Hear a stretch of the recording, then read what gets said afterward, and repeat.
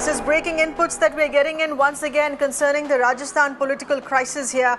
Sachin Pilot has served a legal notice to the Congress MLA Girrah Singh, who alleged that Pilot offered him 35 crore rupees to cross-vote in the Rajya Sabha polls. Remember, this was an allegation that came in earlier. Pilot had tweeted out that he would act against it, and now he served a legal notice here. This is demanding a sum of 1 rupees, a written apology before the press in 7 days' time. This is an ultimatum of sorts here. We have with us our Deputy News Editor, Meenakshi Bhanja, getting us further details here. Meenakshi, Sachin Pilot, of course, making it very clear that there is zero tolerance for allegations against him, which he maintains are entirely false. Well, absolutely, Seher, and our viewers will recall the day Girrah Singh came out with these allegations. We had seen a statement coming out from Sachin Pilot the very same evening where he had said that he would try and take this matter to its logical conclusion, and this notice is one step towards that logical conclusion. But the hugely interesting aspect in this notice is what you just referred to, Seher, where Sachin Pilot is seeking compensatory damages to the tune of just 1 rupee. So clearly his emphasis primarily is on an apology from Girrah Singh, because he clearly states in this 4-page notice that we are in possession of as to how these baseless allegations have been defamatory in nature, and it has caused a lot of damage and harm to Sachin Pilot personally in terms of assassination of his character, so to speak. So he says that if Girrah Singh fails to respond to this legal notice by way of an apology in the press and media in a week's time, then Sachin Pilot would consider pursuing the other aspect of following up with a defamation case against Girrah. Back to you. All right. So this is not a defamation, as it's emphasizing more on a written apology. If not coming in within the stipulated time of 7 days, he would then go across to the next step, as Meenakshi is explaining. Thank you for those updates. I needed an ambulance to shift a patient. Ventilator ambulance 9,000. Sir, only for oxygen it will be 8,000. 15,000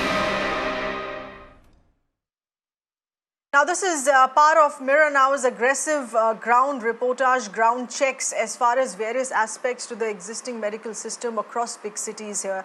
And this is a Mirror Now investigation now that's coming from our correspondent Neha in Bengaluru. Shocking details. This is concerning private ambulances and what they're charging to COVID patients to take them to hospitals. What has been found here in across 11 private ambulance operators that have been spoken with, the services that they're providing and the charge. This is a distance of just 6 to 7 kilometers here to take the COVID-19 patient to hospital. They're charging as high as 15,000 rupees for ambulances with ventilators and 8,000 rupees for ambulances with oxygen and not ventilators. First, to listen into those conversations before we get in further inputs there from our correspondent Neha.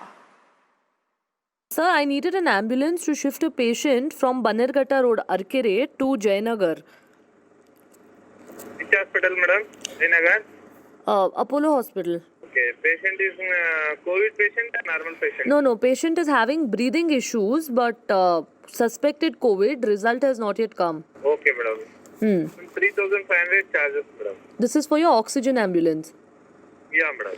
Can you also please tell me for your ventilator ambulance? Ventilator ambulance 9,000 charge, madam. I just wanted to know, I have a patient that needs to be shifted from Banerghatta Road to Jayanagar and would require an ambulance. The patient has some slight breathing issues. So I just want to understand from you if you can help me with your charges for a regular ICU ambulance as well as a ventilator ambulance. Madam, ventilator ambulance is 9,000. Okay. Normal vehicle is 1,500. Normal is? Oxygen vehicle. Yeah, sorry. Normal is how much? I couldn't catch your voice. 6,500. 6,500, okay. आपके private ambulance का क्या charges है? वो government ambulance पे ज़रा भरोसा नहीं है तो इसीलिए पूछ रहे हैं. क्या आपके क्या रेट्स है? नहीं, कोविड पेशेंट सिम्टम्स क्या है, कुछ है क्या पेशेंट को? ब्रेथलेसनेस है भैया, बस वही. 4,500 चार्ज होता है मैडम. ये वेंटिलेटर एम्बुलेंस है. Normal ambulance madam. और वेंटिलेटर का? वेंटिलेटर एम्बुलेंस चाहिए तो आपको 9,000 चार्ज होता है मैडम. 1 घंटा टाइम चाहिए मैडम. Okay, 9,000 rupees. हाँ मैडम. ओके, और इसमें स्टाफ नर्स भी आएगा? हाँ, स्टाफ नर्स भी आएगा मतलब। ओके, ठीक है। और ये वन वे का है आप बोल रहे हैं ना, पिकअप एंड ड्रॉप वन बस? वे। ओके नहीं, घर में पिकअप करके हॉस्पिटल तक ड्रॉप करेगा। ओके, और इस over and above no other charges ना इस पे? No madam, no madam. I want to know what your charges is for a ventilator ambulance and a regular ICU ambulance. Ventilator ambulance 6,000, madam. Okay. Regular ambulance 4,000, madam. Okay, and this would include the nursing staff as well? Oh, madam, staff charges including, madam, 6,000. Okay, and this is for COVID and non-COVID patient both, sir? Non-COVID patient, madam. And for COVID patients, sir? COVID patient 10,000, madam. With the staff, PP kit 10,000, madam, local. Okay, 10,000. Okay, thank you so much. मुझे actually एक patient को shift करना है Bannerghatta road से जयनगर। नहीं, Covid है क्या? नहीं, कोविड अभी कंफर्म नहीं है। तो कोविड गाड़ी भेजना पड़ेगा मैडम। ओके, वो 6,000 होगा मैडम। ये आपका आईसीयू गाड़ी का बोल रहे हैं कि? नहीं, ऐसी गाड़ी वो ज्यादा होगा, 15,000 होगा वो। अच्छा, 15,000। ओके, और अगर नॉर्मल चाहिए तो? नॉर्मल चाहिए 6,000।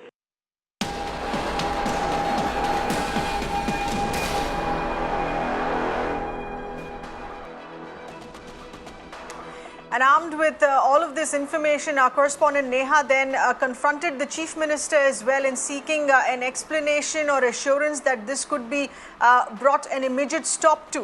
But no such thing. Neha repeatedly asked the Chief Minister Yadiyurappa regarding this. The Chief Minister didn't answer, chose to walk away.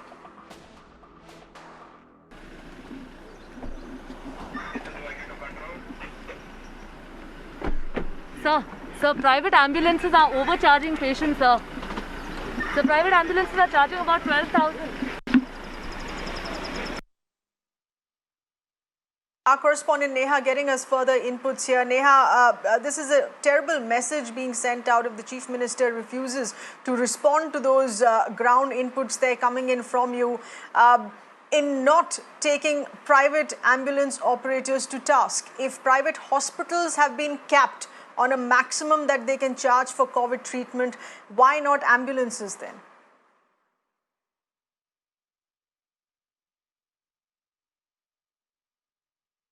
Well, Seher, that's absolutely correct. That is precisely what we've been questioning. When other states have been able to cap the prices on ambulances, on how much a private ambulance can charge for patients, why is it that the Karnataka government had failed to do so? We're already seeing now, Seher, that, it's been at least a good 3 months since the COVID-19 pandemic hit the state of Karnataka, since the first case was reported. This is something that the government should have anticipated by now. This is something that they should have taken stock of. But even after we've brought it to the notice, first of the Health Minister, B. Sri Ramalu, he in fact went on to feign ignorance and said that the government was not aware of any such incident like this, following which, in fact, Seher, we actually flashed a sheet of paper in front of him in which, we had all the prices of these private ambulance services. And that's when, he's actually gone on to admit that this might be happening, that they will now take stock of the situation.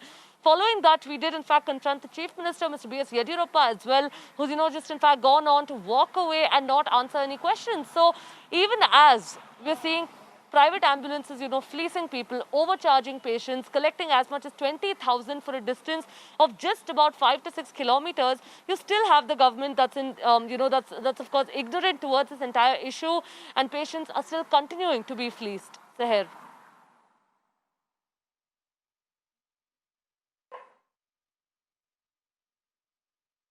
Let's in fact get in a word here. Neha, stay on with us. Mr. V.S. Yadiyurappa of the Congress with us on the phone line here as well. Appreciate you being with us.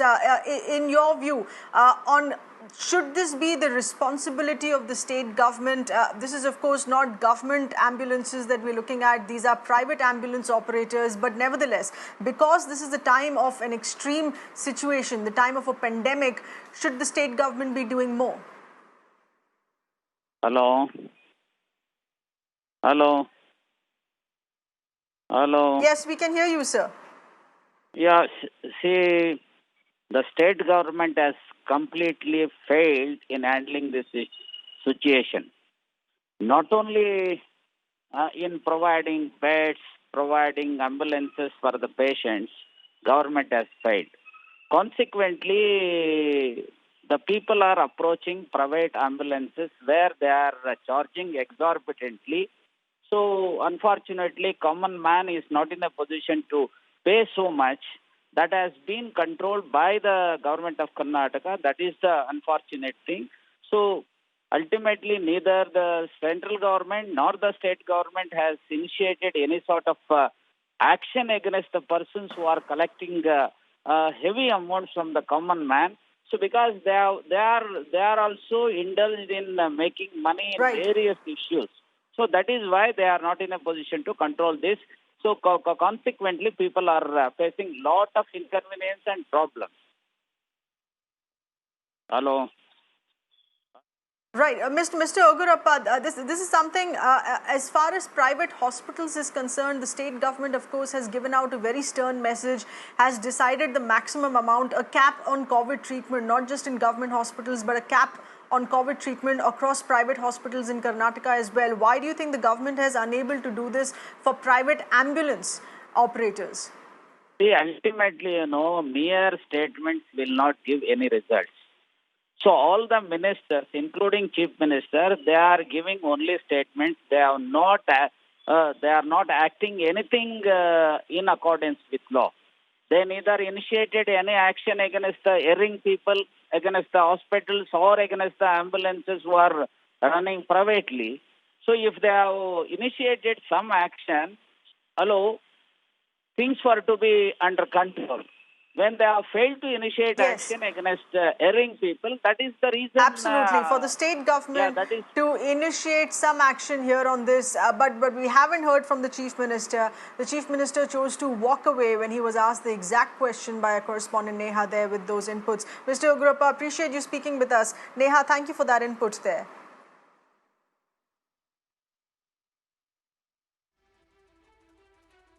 On that note, we're slipping into a very tiny breather here on the big story. Stay on with us, please. Let's get you details now coming in from the national capital.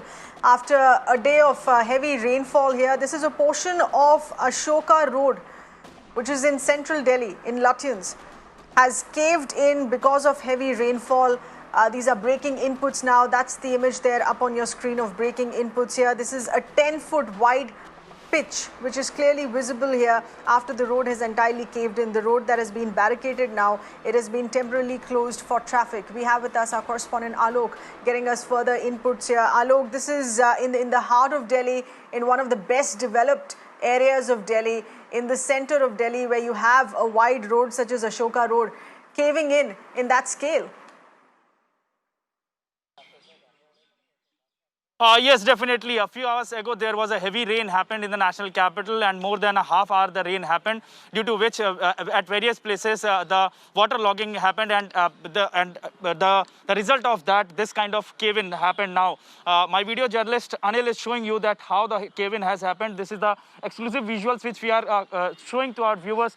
This complete road is in fact now gone down, and here there is some water is also gushing out. It is suspected that there is a drain which was passing from this place, and that there was some leakage in the drain. This is the reason this road has been caved in. In fact, what we are getting to know now, this tree will also be in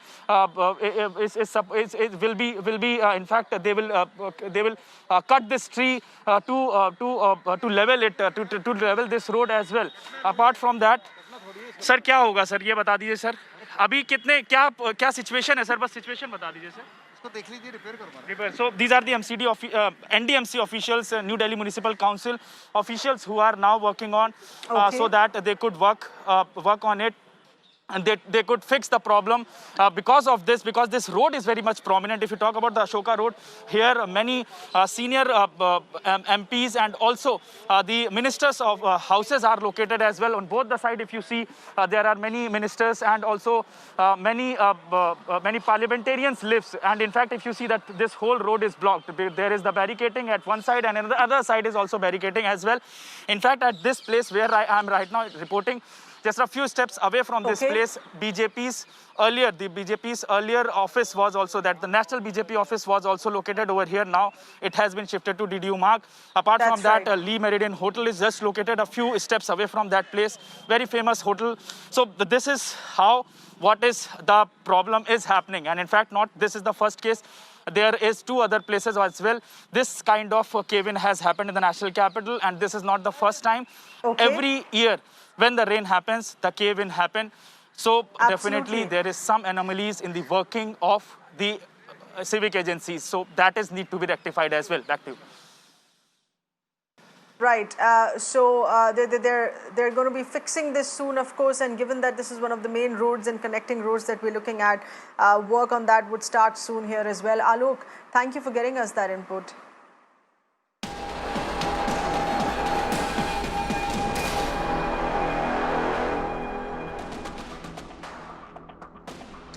Five COVID patients have died in just 4 hours after there was an oxygen drop in their oxygen line. This is while they were admitted in the ICU. This incident has come to light from the ESI Hospital in Kalaburagi district of Karnataka. Now, the dean of this hospital has denied that there was any such drop in oxygen levels or it had anything to do with the sudden deaths of all 4 patients together. He says this is just a mere coincidence. Sir, I just want to understand what exactly has happened between Sunday night and Monday afternoon, sir. We understand there was some drop in the temperature in the ICU, and after which a few patients with COVID comorbidities have actually died, sir. If you can just help me understand. No, madam. Monday early morning around 1:32, there was a slight drop in the pressure in the oxygen line. Oxygen. Okay. Which I attended immediately, and then it was rectified within half an hour. Okay. Okay. So that was taken part, and there was after that, there was no issue of the oxygen pressure. Okay. So there were some patients who are very sick, more than 65 years. Okay. How many patients? Lot of comorbid disease like hypertension, diabetes, IHD, rheumatoid disease, stroke, and other things. Okay. So they all succumbed.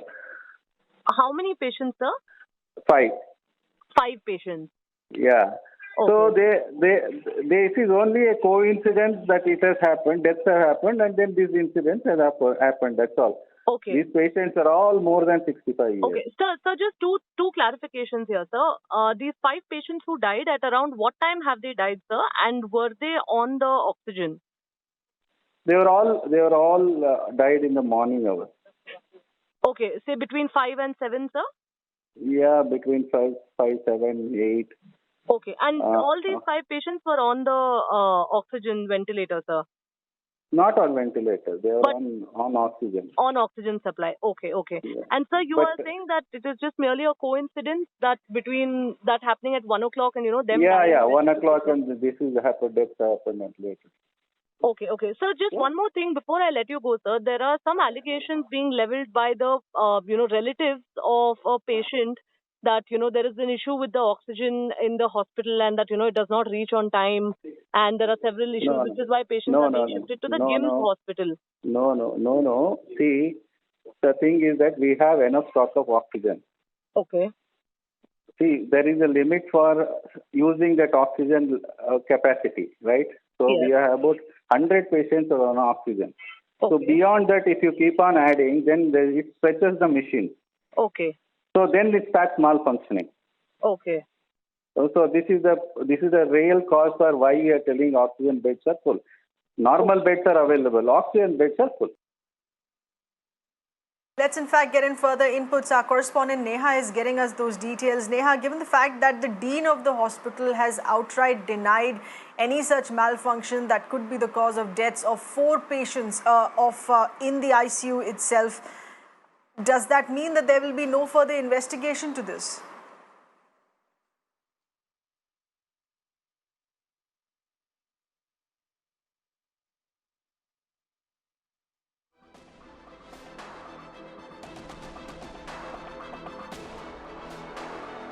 What we actually understand now is that, the fact is that in the Kalaburagi district of Karnataka, this incident that has, actually come to light here has kind of, shaken up the people of that district. Now, even of course, despite the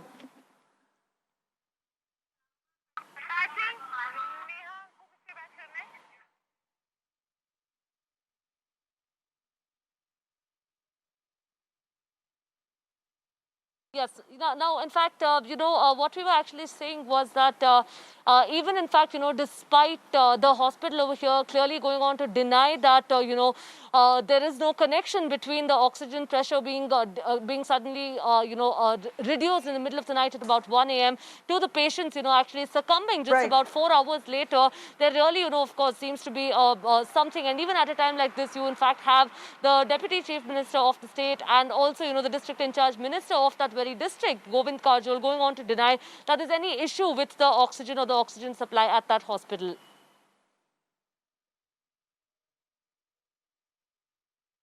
Well, Neha, thank you for getting us those inputs here. But we've also gotten in a word here from the district in charge minister and the deputy chief minister having denied that there are any issues reported concerning providing oxygen in the hospital. On being asked about why no inquiry being conducted, he's refused to comment on that here as well. Let's take a listen into that. It is a false statement, false allegations. I don't want to react against false statement. Sir, there are patients, sir. There are patients' families who have spoken up about this, sir. We have It's not correct. Okay. Sir, is any investigation going to be probed in this matter, sir, with regard to the oxygen issue at the hospital? Is there any investigation that's going to be conducted? There is no shortage of oxygen. It is a false statement. Okay. Sir, have you spoken to the Deputy Commissioner, sir? What are they saying? Yes, Because the I have already spoken to Deputy Commissioner and our ESI Director. Okay, all right. Well, in fact, that was the district in charge minister, Mr. Govind Kajol, denying any shortage of oxygen at the ESI hospital and also denying that, any possibility of a death due to an oxygen shortage could have happened, much contrary to what several families of patients have been saying in Kalaburagi district of Karnataka. In Bengaluru, this is Neha Hebali for Mirror Now with video journalist Vinay. All right, there's yet another denial on that matter as well that's come in from the Karnataka government, the Deputy Chief Minister in this case. With that, it is a wrap on the big story here, but stay on with us, please. We're back in just a bit with more news and updates.